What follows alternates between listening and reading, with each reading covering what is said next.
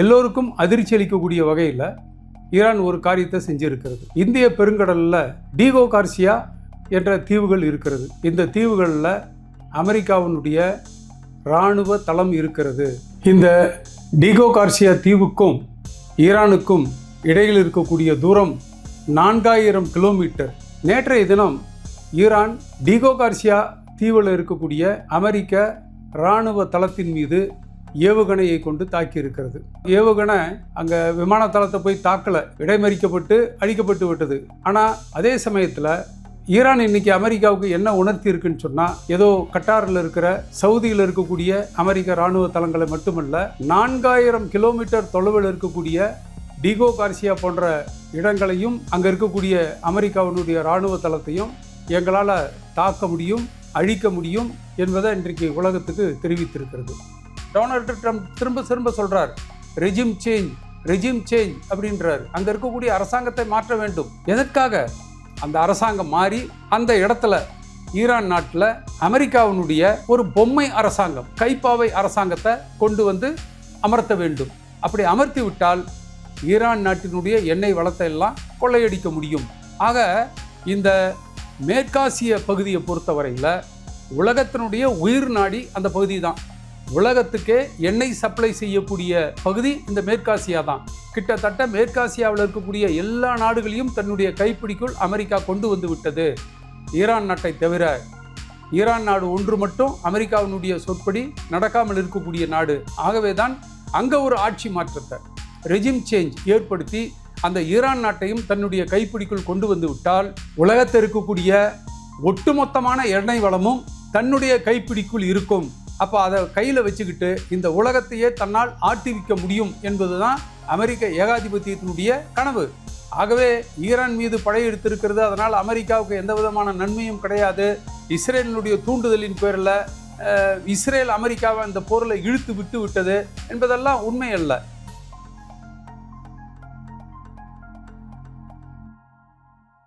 அனைவருக்கும் வணக்கம். மேற்காசியாவில் நடைபெற்று வரக்கூடிய போர் 4வது வாரத்தை எட்டி இருக்கிறது. அமெரிக்க இராணுவத்தில் மேற்காசிய இராணுவ நடவடிக்கைகளுக்கு பொறுப்பாளரான அட்மிரல் பிராட் கூப்பர் என்பவர் இப்போ ஒரு சில நாட்களுக்கு முன்பு ஒரு அறிக்கை விடுத்திருந்தார். அதில் அவர் என்ன சொல்லியிருக்காருன்னா, ஈரான் நாட்டில் நாங்கள் தேர்ந்தெடுத்த 8000 இடங்களில் தாக்குதல்களை நடத்தியிருக்கிறோம். ஈரான் நாட்டுக்கு சொந்தமான 130 கப்பல்களை நாங்கள் அழித்திருக்கிறோம். மொத்தத்தில் ஈரான் நாட்டினுடைய போரிடக்கூடிய வல்லமையை பெரிய அளவுக்கு நாங்கள் பலவீனமாக்கி இருக்கிறோம் என்று அவர் ஒரு அறிக்கை விடுத்திருக்கிறார். அவர் அறிக்கை விடுத்து வாயை மூடுறதுக்கு முன்னாடி ஈரான் அமெரிக்காவுக்கு ஒரு மிகப்பெரிய அதிர்ச்சியை கொடுத்திருக்கிறது. அது ஈரானுக்கு மட்டுமல்ல, இந்த உலகமே அதிர்ச்சியில் உறைஞ்சிருக்குன்னு சொன்னால் அது மிகையாகாது. பொதுவாக அமெரிக்கா, இஸ்ரேல் தங்களுடைய போர் விமானங்களை கொண்டு ஈரான் நாட்டை தாக்கி வருகிறது. ஈரான் கிட்ட இருக்கக்கூடிய மிக பலமான ஆயுதம் என்பது அதனுடைய ஏவுகணைகள். இந்த ஏவுகணைகளை கொண்டு தான் இஸ்ரேலை தாக்குது. வளைகுடா நாடுகளில் இருக்கக்கூடிய அமெரிக்க இராணுவ தளங்களை தாக்கி வருகிறது. பொதுவாக இதுவரைக்கும் என்ன தெரிந்த விஷயம்னு சொன்னால், ஈரானுடைய ஏவுகணைகள் ஒரு 1500-2000 கிலோமீட்டர் வரைக்கும் போய் தாக்குதலை நடத்தக்கூடிய வல்லமை கொண்டவை அப்படின்றது தான் எல்லாம் நினச்சிருந்தாங்க.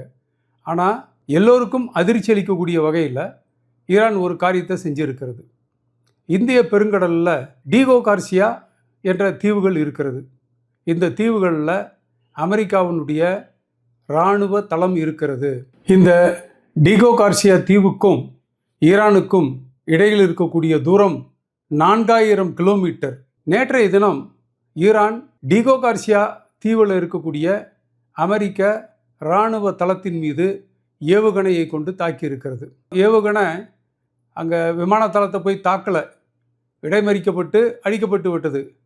ஆனால் அதே சமயத்தில் ஈரான் இன்னைக்கு அமெரிக்காவுக்கு என்ன உணர்த்தி இருக்குன்னு சொன்னால், ஏதோ கட்டாரில் இருக்கிற சவுதியில் இருக்கக்கூடிய அமெரிக்க இராணுவ தளங்களை மட்டுமல்ல, 4000 கிலோமீட்டர் தொலைவில் இருக்கக்கூடிய டீகோ கார்சியா போன்ற இடங்களையும் அங்கே இருக்கக்கூடிய அமெரிக்காவினுடைய இராணுவ தளத்தையும் எங்களால் தாக்க முடியும், அழிக்க முடியும் என்பதை இன்றைக்கு உலகத்துக்கு தெரிவித்திருக்கிறது.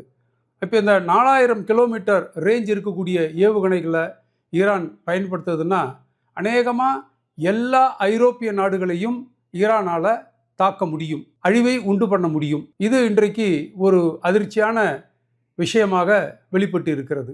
ஏற்கனவே ஒரு காணொளியில் நாம் சொல்லியிருக்கிறோம், அமெரிக்கா கிட்ட இருக்கக்கூடிய அந்த ஏவுகணைகளாக இருந்தாலும் சரி அல்லது குண்டுகளாக இருந்தாலும் சரி 10 நாளைக்கு மேலே வராது என்று ஒரு காணொளியில் சொல்லியிருந்தோம். இது ஏதோ நாம கற்பனையில் சொன்னதில்லை, இராணுவ வல்லுநர்கள் செய்திருக்கக்கூடிய மதிப்பீட்டின் அடிப்படையில் தான் நாம் சொல்லியிருந்தோம். நாம் சொன்னது உண்மை என்று இன்றைக்கு நிரூபணமாகி இருக்கிறது. அமெரிக்கா கிட்ட இருக்கக்கூடிய ஏவுகணைகளும் குண்டுகளும் கிட்டத்தட்ட தீர்ந்து போகக்கூடிய ஒரு நிலைமைக்கு வந்திருக்கிறது. உக்ரைன் என்ன மாதிரியான நாடுன்றது நம்ம எல்லாருக்கும் தெரியும். ரஷ்யாவினுடைய தாக்குதனால ஒரு பேரழிவை சந்தித்திருக்கக்கூடிய நாடு. சிதைந்து போன உக்ரைன் நாட்டுக்கிட்ட போய் அமெரிக்கா இன்றைக்கு எங்களுக்கு ஏவுகணைகளை கொடு, ட்ரோன்களை கொடு என்று கையேந்தக்கூடிய நிலைமைக்கு அமெரிக்கா வந்திருக்கிறது. அது மட்டுமல்ல, இந்த ஹோர்முஸ் நீரிணை, ஸ்ட்ரைட்ஸ் ஆஃப் ஹோர்முஸ், அதை ஈரான் இன்றைக்கு ஒரு ஆயுதமாக பயன்படுத்தி வருகிறது. உலகத்தில் உற்பத்தியாகக்கூடிய 20% கச்சா எண்ணெய் இந்த ஹோர்முஸ் நீரிணை வழியாகத்தான் வெளியில் போகணும், வெளி உலகத்துக்கு போகணும். அந்த பாரசீக வளைகுடாவிலிருந்து வந்து இந்த ஹோர்முஸ் நீரிணையை தாண்டி அப்புறம் ஓமன் வளைகுடா, அதுக்கப்புறம் அரபிக்கடலுக்கு போய் அப்புறம் அரபிக்கடலிருந்து உலகத்தினுடைய பல்வேறு நாடுகளுக்கு எடுத்து செல்லப்படுகிறது. இந்த ஹோர்முஸ் நீரிணையை இன்றைக்கு ஈரான் மூடிவிட்டது. அமெரிக்கா நாங்கள் அதை அழிச்சிருவோம், அதை நாங்கள் திறந்துருவோம், என்னென்னமாலாம் அறிக்கைகள் விட்டாங்க. ஆனால் கடைசியில் அமெரிக்கா என்ன அறிக்கை விட்டிருக்கிறது தெரியுமா?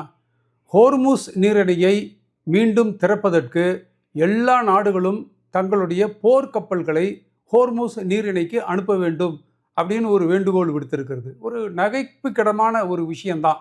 பிரான்ஸ் நாட்டு அதிபர் எமானுவல் மேக்ரன் ரொம்ப தெளிவாக சொல்லிட்டார், இந்த ஹோர்முஸ் நீரிணை என்பது ஈரான் நாட்டினுடைய சவரைன் பகுதி, அவங்களுடைய சுயாதிபத்தியத்திற்கு உட்பட்ட ஒரு பகுதி. அந்த பகுதிக்கு நாங்கள் போர்க்கப்பலை அனுப்ப முடியாது என்று சொல்லிவிட்டது. அதே மாதிரி அமெரிக்காவினுடைய நெருங்கிய கூட்டாளி ஆஸ்திரேலியாவும் போர்க்கப்பல்களை ஹோர்முஸ் நீரிணைக்கு அனுப்ப மறுத்துவிட்டது. அப்படின்னு சொன்னால் உலகத்தினுடைய மிகப்பெரிய வல்லமை பொருந்திய நாடு, சூப்பர் பவர் என்றெல்லாம் இதுவரைக்கும் நாம் நினைத்து கொண்டிருந்த அமெரிக்கா ஈரான் ஹோர்முஸ் நீரிணையை மூடிவிட்டதற்கு பிறகு அதை திறப்பதற்கு சக்தியின்றி மற்ற எல்லா உலக நாடுகளையும் இன்றைக்கு உங்களுடைய போர்க்கப்பல்களை நீங்கள் அனுப்புங்க என்று சொல்லக்கூடிய ஒரு நிலைமைக்கு வந்திருக்கிறது. உண்மையிலேயே அமெரிக்காவினுடைய நிலைமை இன்றைக்கு ஒரு பரிதாபத்திற்கிடமான நிலைமைக்கு வந்திருக்கிறது. போரின் காரணமாக அமெரிக்கா ஏன் இந்த போரில் ஈடுபட்டது, இந்த போரின் காரணமாக அமெரிக்காவுக்கு என்ன நன்மை என்பது தெரியல என்பது போன்று பல்வேறு ஊடகங்கள் சொல்லிக்கிட்டு இருக்குது. அப்படி அல்ல, அமெரிக்காவுக்கு இதில் ஒரு மிகப்பெரிய ஆதாயம் இருக்கிறது என்பது தான் உண்மை.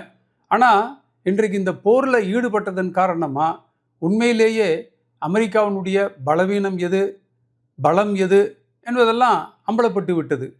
அமெரிக்க அதிபர் ட்ரம்ப்பு சமீபத்தில் ஒரு அறிக்கை வெளியிட்டிருந்தார்.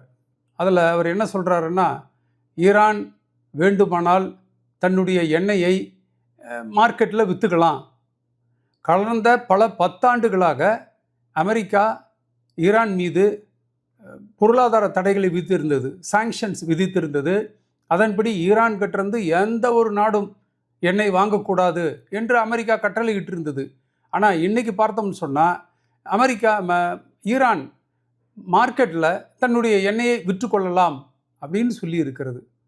அது மட்டுமல்ல, அதிபர் டொனால்டு ட்ரம்ப் இன்னொரு விஷயத்தை சொல்லியிருக்கிறார். ஈரானில் நாங்கள் நடத்தக்கூடிய போரை படிப்படியாக முடித்து கொள்ளலாம் என்ற யோசனை எனக்கு இருக்கிறது அப்படின்னு சொல்லியிருக்கிறார். I am thinking of winding down the war in Iran அப்படின்னு சொன்னால், இப்போ இன்னும் அங்கே போர் முடியல. அமெரிக்கா இஸ்ரேல் ஈரானை தாக்குவதும், ஈரான் அமெரிக்க நிலைகளை இஸ்ரேலை தாக்குவதுன்றதும் தொடர்ந்து நடந்துக்கிட்டு இருக்கிறது. அப்படிப்பட்ட ஒரு சூழ்நிலைமையில் அந்த போரை நாங்கள் முடிச்சுக்கலாம் என்ற ஒரு யோசனை எனக்கு இருக்கிறது அப்படின்னு டொனால்டு ட்ரம்ப் சொன்னார்னு சொன்னால், நிச்சயமாக வகத்தக தெரியாமல் நம்ம இந்த போரில் போய் மாட்டிக்கிட்டோமே என்று அமெரிக்கா இன்றைக்கு முடிப்பதாகத்தான் நாம் பொருள் கொள்ள முடியும். இன்னொரு விஷயம், இப்படி இப்படி சொன்ன டொனால்டு ட்ரம்ப் அதே வாயால் இன்னொன்று என்ன சொல்கிறாருன்னு சொன்னால், ஈரான் மண்டியிட்டு சரணடைவதை தவிர அதற்கு வேறு வழியே இல்லை.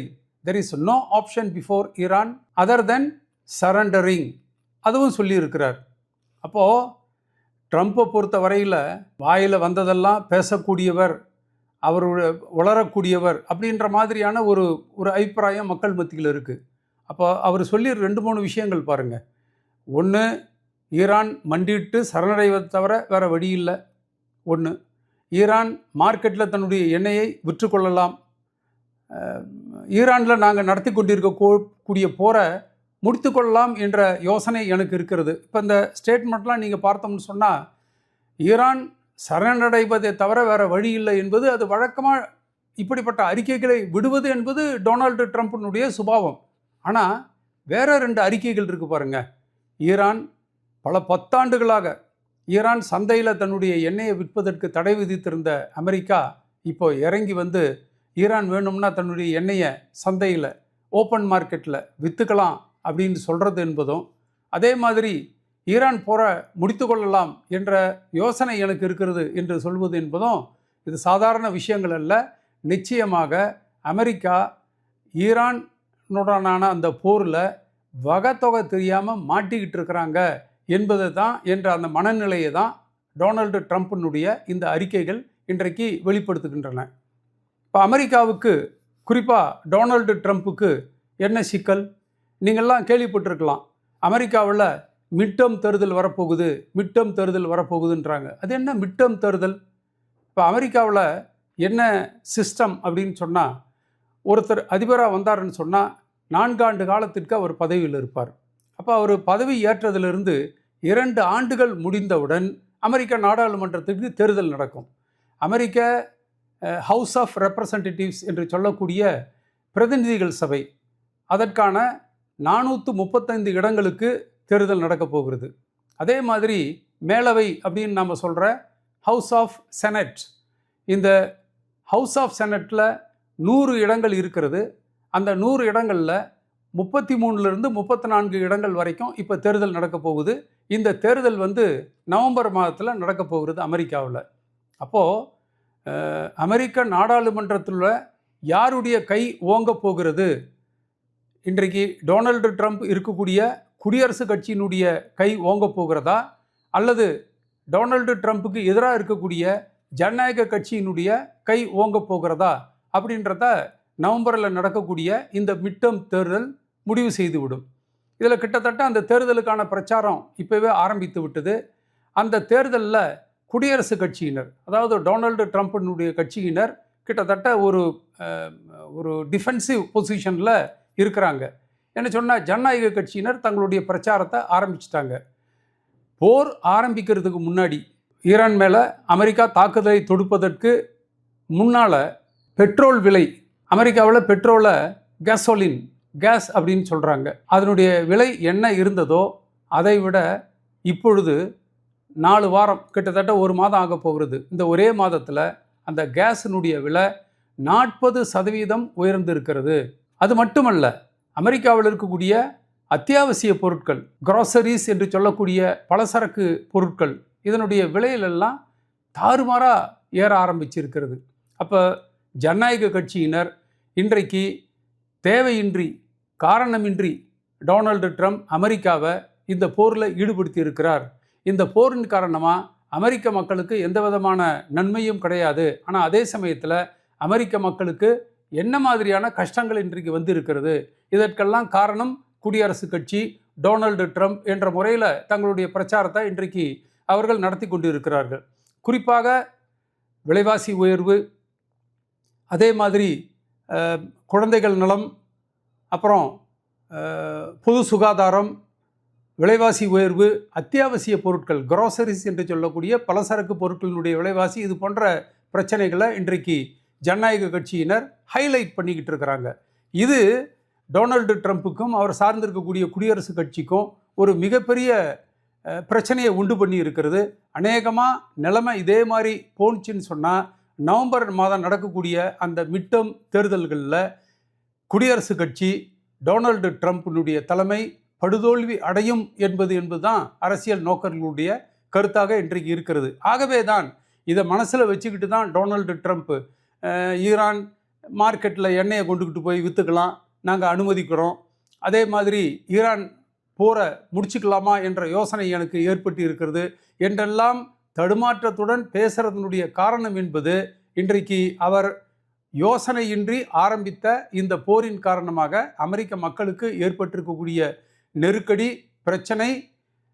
அதன் காரணமாக நவம்பர் மாதத்தில் நடக்கக்கூடிய தேர்தலில் அவர் சார்ந்திருக்கக்கூடிய குடியரசுக் கட்சி சந்திக்க போகிற பின்னடைவு, இதெல்லாம் மனசில் வச்சு தான் இன்றைக்கு அவர் இப்படி பேச ஆரம்பித்திருக்கிறார். இந்த மேற்காசியாவில் நடக்கிற போரில் ஒரு முக்கியமான கேள்வி இருக்கிறது. அமெரிக்கா இஸ்ரேல் ஈரானை தாக்குறாங்க. ஆகவே ஈரான் பதிலுக்கு அமெரிக்க தளங்களையும் ஈரானையும் தாக்குது, நியாயம். ஆனால் அதே சமயத்தில் அங்கே இருக்கக்கூடிய மற்ற வளைகுடா நாடுகள், அரபு நாடுகள், இப்போ உதாரணத்துக்கு சவுதி அரேபியா, ஓமன், ஐக்கிய அரபு எமிரேட்ஸு, பஹ்ரைன், கத்தார், குவைத்து, இந்த நாடுகளெல்லாம் ஈரான் தாக்குகிறது. தேவையின்றி ஈரான் இந்த போரை விரிவாக்கம் செய்கிறது என்பது போன்ற குற்றச்சாட்டு ஈரான் மீது வந்திருக்கிறது. இப்போ இன்றைக்கு முஸ்லீம்களுடைய புனித நாளான ஈத் இப்போ வந்தது. அன்றைக்கு ஈரான் நாட்டினுடைய அதிபர் மசூத் பெசக்சியான் அவர் ஒரு அறிக்கையை விட்டிருக்கிறார்.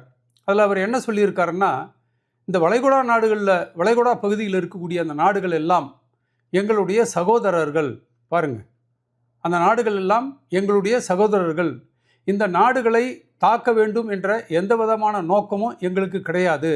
ஆனால் இந்த நாடுகளிலெல்லாம் அமெரிக்க நாட்டினுடைய இராணுவ தளம் இருக்கிறது. அது மட்டுமல்ல, இந்த நாடுகளில் இருக்கக்கூடிய எண்ணெய் சுத்திகரிப்பு ஆலையாக இருந்தாலும் சரி, அல்லது எண்ணெய் வயல்களாக இருந்தாலும் சரி, இதில் அமெரிக்காவில் இருக்கக்கூடிய பன்னாட்டு நிறுவனங்கள், கார்ப்பரேட்டுகள் பெருமளவுக்கு முதலீடு செய்திருக்கிறார்கள். ஆகவே தான் இந்த வளைகுடா நாடுகளில், அதாவது எங்கள் சகோதர நாடுகளில் இருக்கக்கூடிய அமெரிக்க இராணுவ தளங்களையும் அமெரிக்க பெருமுதலாளிகள் முதலீடு செய்திருக்கக்கூடிய எண்ணெய் சுத்திகரிப்பு ஆலை, எண்ணெய் வயல், கேஸ் வயல், இதையெல்லாம் தாக்க வேண்டிய கட்டாயம் எங்களுக்கு ஏற்பட்டு இருக்கிறது என்று ஈரான் அதிபர் இன்றைக்கு இந்த ஈது தினத்தன்று தன்னுடைய ஒரு ஸ்டேட்மெண்ட்டை வெளியிட்டிருக்கிறார்.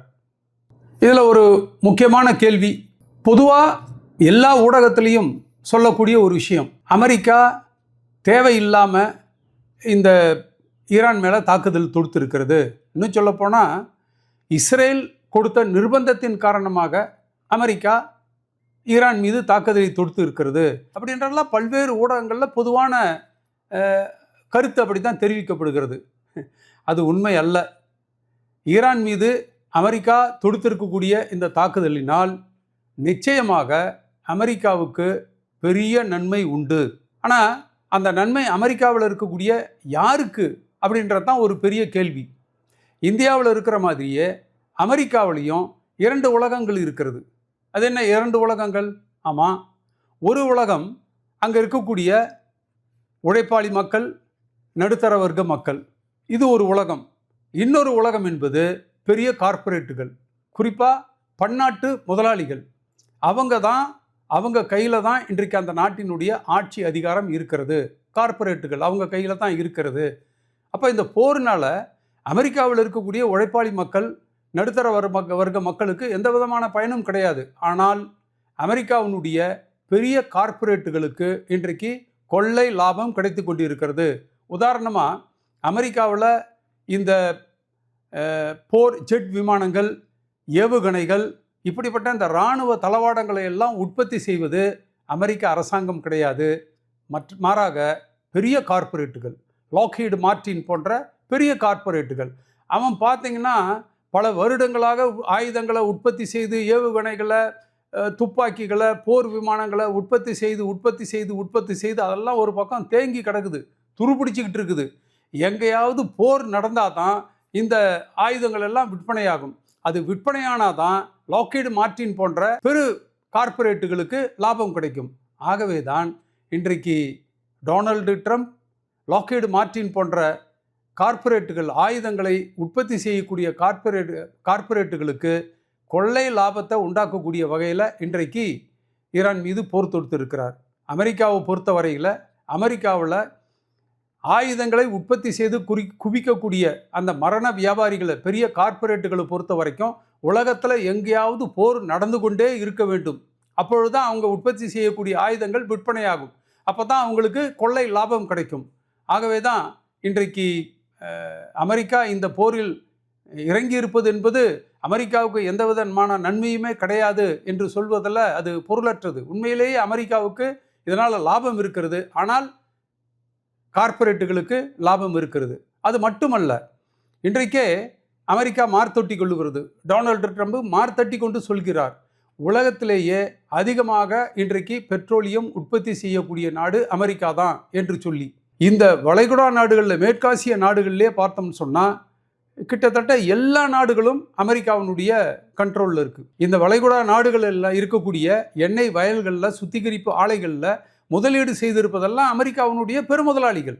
பத்தாவதுக்கு இப்போ இன்றைக்கி வெனிசுவேலாவை நாங்கள் பிடிப்போம் அப்படின்னு சொல்கிறாரு. உலகத்தில் எண்ணெய் வளத்தை பொறுத்த வரையில் நம்பர் 1 நாடு அப்படின்னு சொன்னால் அது வெனிசுவேலா தான். மிக அதிகமான ஆயில் ரிசர்வ் இருக்கக்கூடிய நாடு வெனிசுவேலா. அப்போ அந்த நாட்டை பிடிக்கிறதுக்கான ஏற்பாட்டை அவர் பண்ணுறாரு.